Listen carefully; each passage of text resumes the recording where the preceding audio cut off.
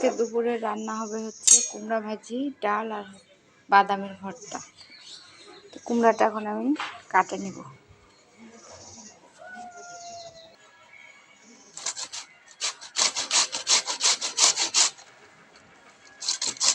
এর মধ্যে এখন আমি কুমড়াটা গ্রেট করে নেব।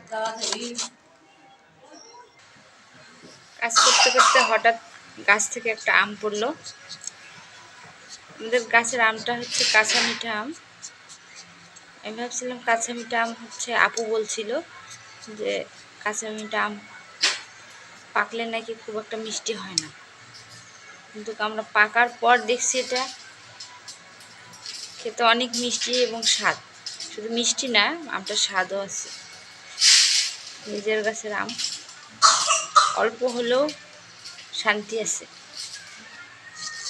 খেতে অনেক মজা লাগে।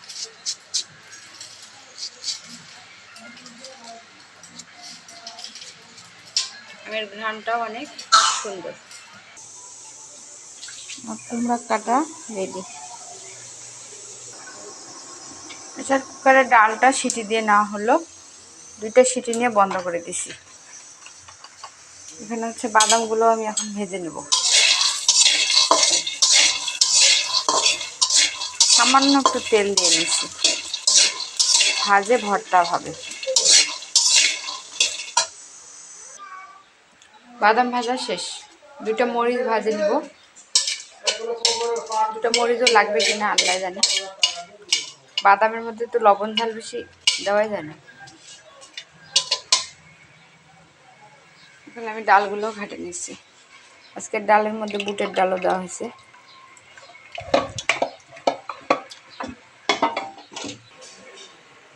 রান্নার দিকে চলতেছে আর আমি রান্নাঘরটা পরিষ্কার করে নিলাম। টেবিল, রান্নাঘর সব গুছাই নিছি। এখন আমি কাপড় ধুতে যাব। এদিকে রান্নাও চলুক, দেখুন কাপড়গুলো ভিজে দিয়ে আসি। আমার কাপড় ধোয়া শেষ, এখন ছাদে যাব কাপড় মেলতে। চলেন, সবাই মিলে